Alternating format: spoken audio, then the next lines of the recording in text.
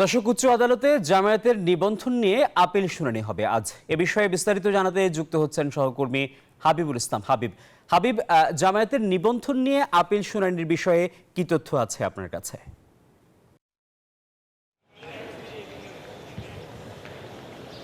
আসিফ, আপনাকে ধন্যবাদ।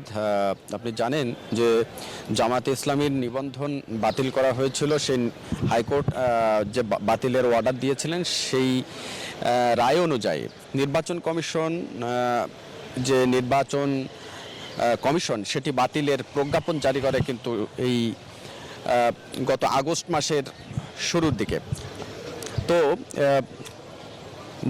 জুলাই মাসে।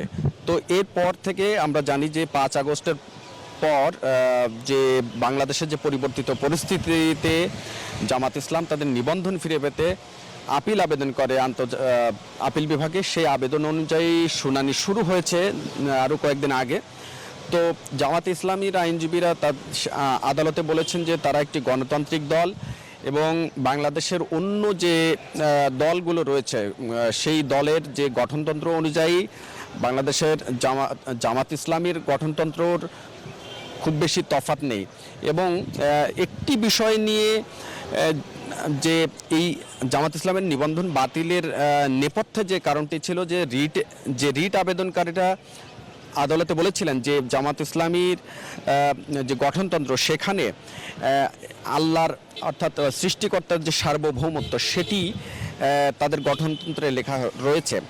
এবং যদিও জামাত ইসলাম সেটি পরিবর্তন করে পরবর্তীতে যে বাংলাদেশের যে দেশের যে গণতান্ত্রিক যে সার্বভৌমত্ব সেটি প্রতিষ্ঠা করার জন্য তাদের গঠনতন্ত্রে বেশ কিছু পরিবর্তন আনে। তো তারপর থেকে তারা আপিলে সেই বিষয়টি তুলে ধরেছেন এবং নির্বাচন কমিশনের পক্ষ থেকে নির্বাচন কমিশন আসলে তাদের বক্তব্য কি, কারণ একটি দলের নিবন্ধনের এখতিয়ার কিন্তু নির্বাচন কমিশনের। তো সেই নির্বাচন কমিশন তাদের বক্তব্যটা কি এই মুহূর্তে জামাত ইসলাম সম্পর্কে, তারা সেই বক্তব্য শোনার জন্য, তাদের সেই বক্তব্য পেশ করার জন্য আপিল বিভাগ এর আগে তাদের আইনজীবীকে বলেছিলেন যে আপনারা আপনাদের বক্তব্য পেশ করবেন।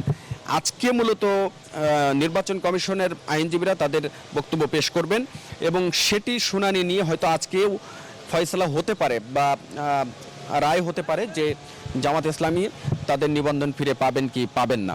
তো এই ছিল আমার কাছে আপিল বিভাগ থেকে জামাত ইসলামের নিবন্ধনের আপিল আবেদনের সবশেষ। আসিফ। হাবিব, আপনাকে ধন্যবাদ।